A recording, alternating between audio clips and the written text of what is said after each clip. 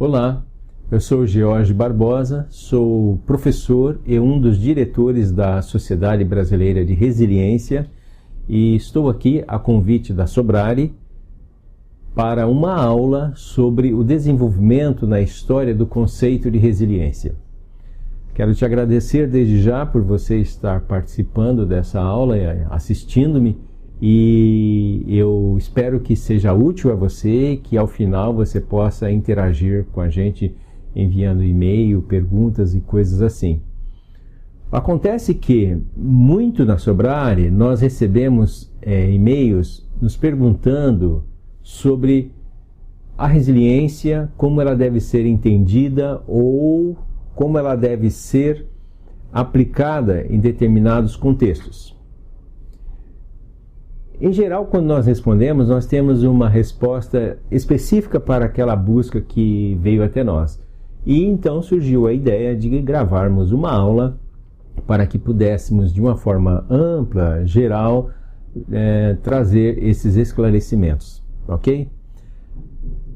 Resiliência é uma coisa, como um amigo meu me disse, que é tão antiga quanto andar para frente. Todos nós nascemos com o potencial de resiliência. O bebê já traz o potencial de resiliência ali e a enfermagem que está com ele lá no ambiente do hospital já percebe que ele tem ali demonstrações de que a resiliência está presente. É por isso então que hoje nós temos alguns mestrados estudando a resiliência neonatal.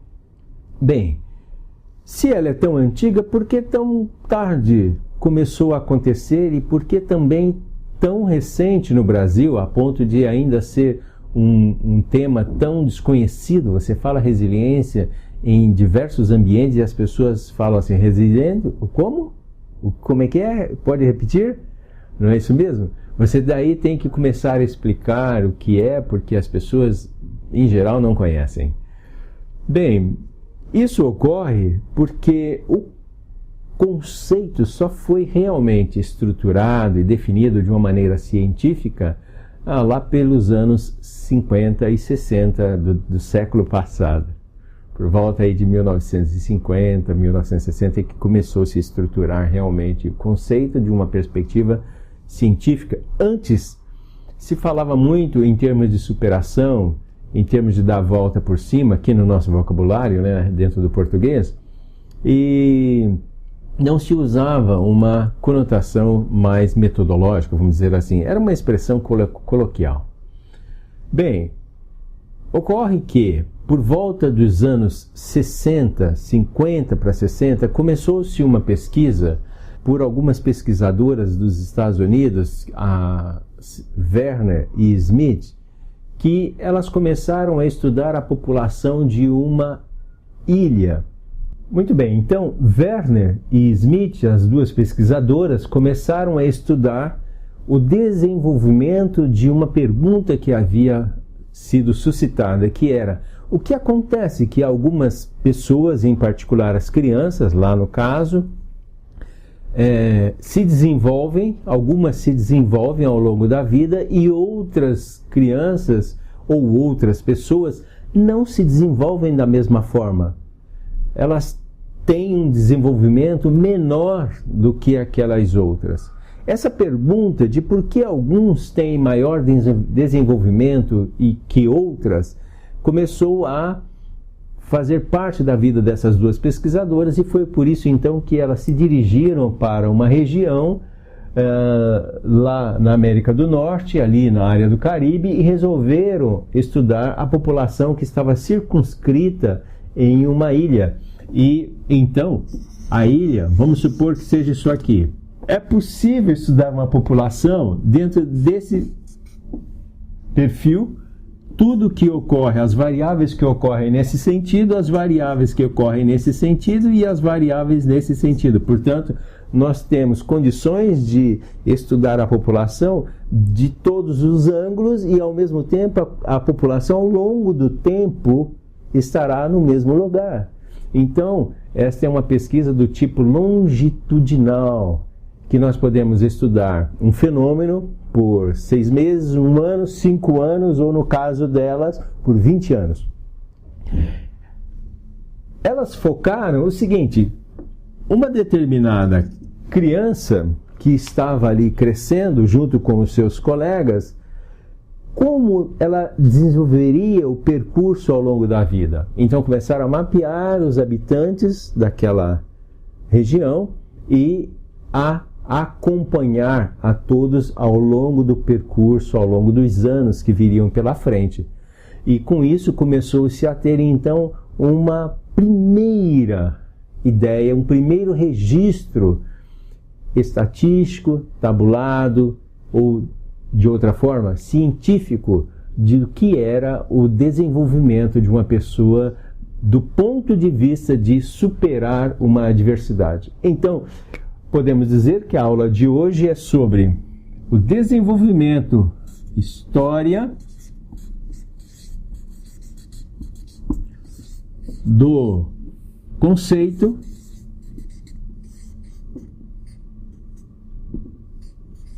da resiliência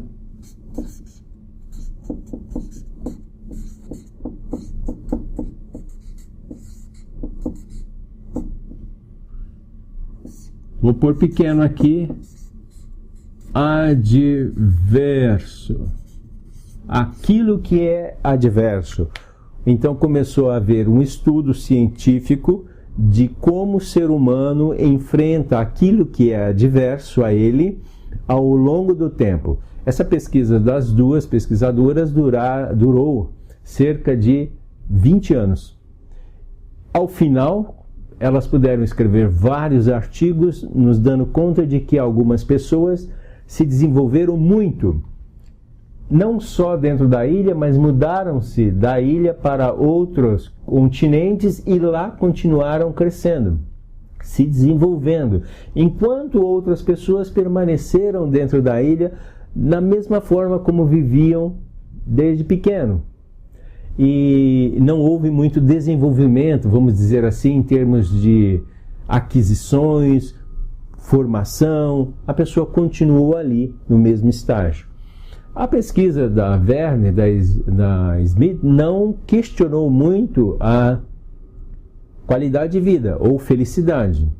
Naquela época não se questionava isso.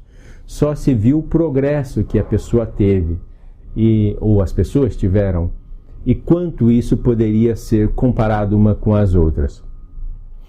Dito isso, então eu vou te dizer que o estudo da resiliência começou por, inicialmente, estudar a superação ao longo da vida.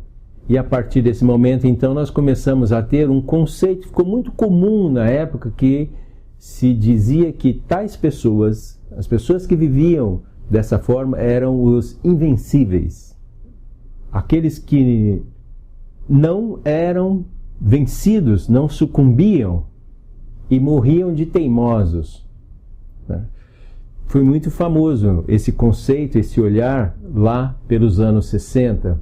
Chegou até próximo dos anos 70, entrou um novo olhar, começou-se a ter uma nova perspectiva do fenômeno, do conceito, e então passou-se a estudar de uma outra forma, de um outro ângulo. E se nós não colocarmos que a pessoa já nasceu resiliente, como foi a primeira fase? E se nós estudarmos os fatores externos a esta pessoa? Será que a resiliência não vem da escola? Será que a resiliência não vem da família? Será que a resiliência não vem da igreja onde a pessoa participa? E então começou a haver um novo período no desenvolvimento do conceito da resiliência, e a partir desse momento nós vamos ver que começou-se a estudar o impacto, a influência que o entorno tem na vida de uma pessoa. Começou-se então a dar muita ênfase nesse momento, dizendo assim, de que a escola era fundamental no desenvolvimento de uma pessoa. Ou então, de que a família tinha um papel preponderante no desenvolvimento de uma pessoa. Ou mesmo de que participar ou frequentar uma igreja tinha um valor incomum na vida de uma pessoa para que ela pudesse se desenvolver, crescer e ter progresso. Esta forma de olhar o fenômeno ou o conceito da resiliência, então, fatores, deixa eu fixar aqui, fatores externos.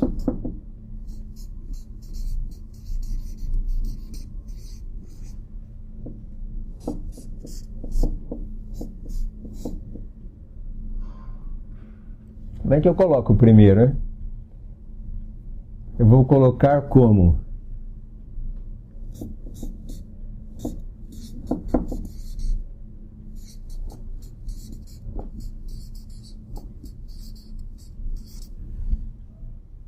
quando se pensava que a resiliência era algo hereditário, já nascia com a pessoa e, portanto, ela já nasceu um invencível. A segunda fase era de que os fatores internos impactavam a resiliência. E terceira fase que nós vamos mencionar, uma fase que praticamente está vindo até hoje,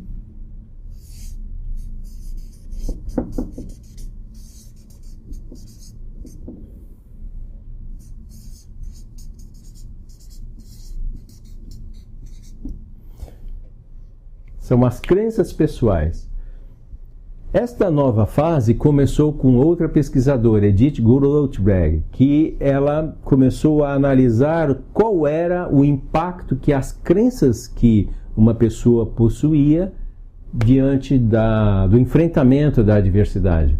Grothberg começou a perceber que se ensinasse as crianças a pensar estruturas mentais de superação, poderia também transformar o comportamento das crianças, e passou a ensinar as crianças a dizerem eu posso, ou então eu sou capaz, eu tenho.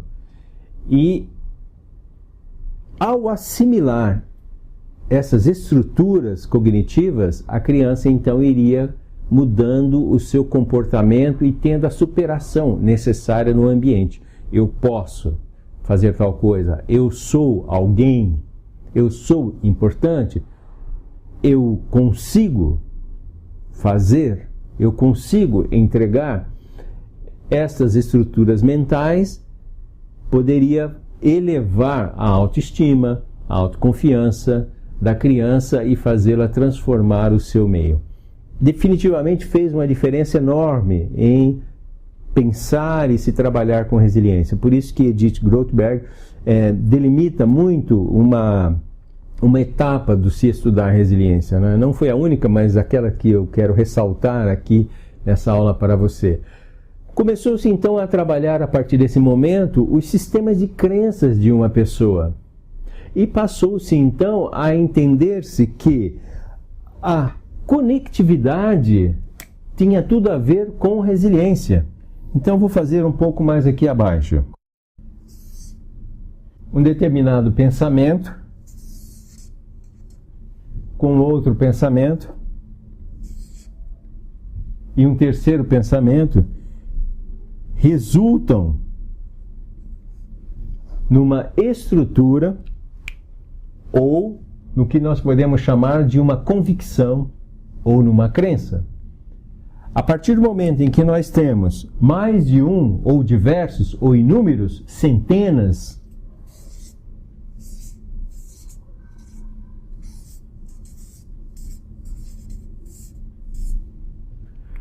nós vamos tendo então o que pode se chamar de um sistema de crenças que vai sendo organizado na pessoa a partir de determinado assunto, e esse sistema de crenças é que vai organizar, vai reger a forma como a pessoa lê a vida.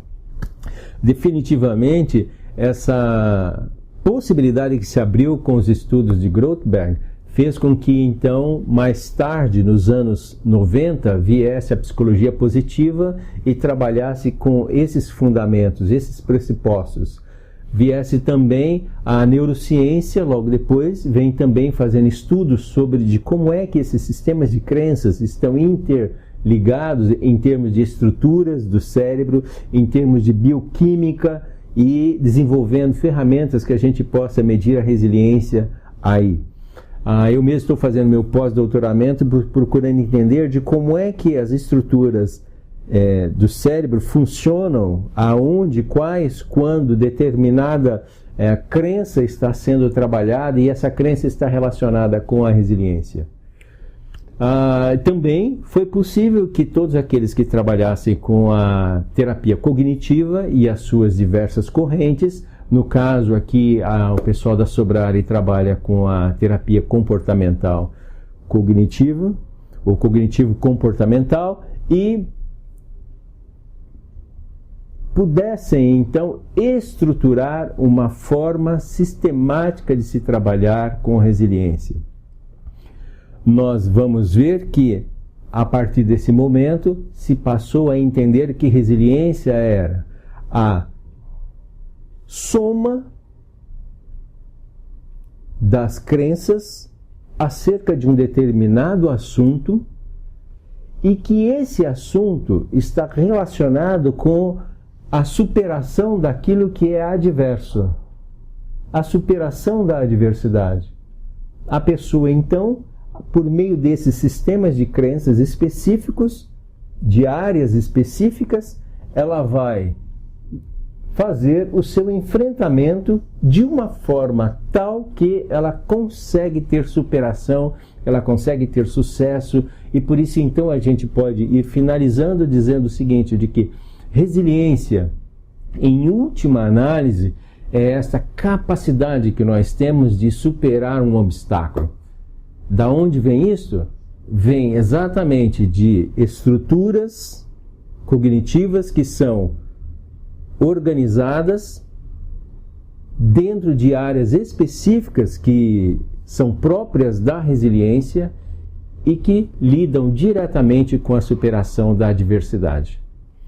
Muito bem, eu quero fazer um resumo final dessa aula de hoje, estruturando, organizando o que eu disse, enfim, a nossa aprendizagem, a minha e a sua, trazendo você para cá novamente. Estamos falando do desenvolvimento histórico do conceito de resiliência e eu mencionei que lá pela década, vou pôr de 50, 60, nós tivemos a primeira fase onde se defendia que resiliência era uma habilidade que já nascia na pessoa e aqueles que nascessem com essa habilidade, portanto hereditária, se tornaria um resiliente. Viu-se lá pelos anos de 1970 em diante, vou pôr 1975 para garantir um pouco mais, de que não era bem assim. Nós não tínhamos o resiliente, a resiliente. Nós tínhamos fatores externos que tornavam uma pessoa mais resiliente do que a outra, ou tornavam uma pessoa resiliente e a outra não. Depois, por volta dos anos, final dos anos 80, eu vou pôr então aqui 1990, acho um pouco tarde, mas vou deixar 1990, começou a última fase, que é aquela que nós estamos vivendo ainda hoje, de que resiliência é resultado de como uma pessoa transforma, organiza os seus sistemas de crença e, portanto, todos nascem com resiliência. E eu costumo dizer sempre o seguinte, alguns desenvolvem, outros não tanto. E para criar uma analogia, eu costumo relacionar com a capacidade de alguém aprender a ler e escrever. Qualquer criança nasce com a habilidade, a potencialidade, aliás, de aprender a ler e a escrever. No entanto, nem todos desenvolvem e você às vezes encontra uma pessoa já com uma idade avançada de 70, 80 anos que ainda não desenvolveu a habilidade de escrever ou de ler, não sabe ler nem escrever. Resiliência da mesma forma. mudou-se o contexto. Hoje, se alguém lhe falar que eu sou resiliente, você olha e fala assim, não, você está resiliente. Está resiliente. E uma segunda pergunta que se faz ainda é a seguinte: por quanto tempo vai continuar resiliente? É possível que por um tempo, ou é possível que por um tempo maior? Depende de como a pessoa vai estruturar a sua cabeça. Eu quero te agradecer muito por você ter me acompanhado nessa aula, de uma forma simples. Se você sentir necessidade, você pode enviar um e-mail para a Sobrar e nós vamos te enviar a bibliografia que dá subsídio para essa estrutura que eu usei hoje, esse pensar. Na próxima aula eu vou estar falando sobre uma das ferramentas de se avaliar, se mensurar resiliência, que é o Quest Resiliência, a escala que mensura e avalia a resiliência. Você pode mandar perguntas, nós vamos te responder com o maior prazer. Obrigado, até outra oportunidade. Daqui a pouco eu estou na segunda aula com a escala Quest Resiliência.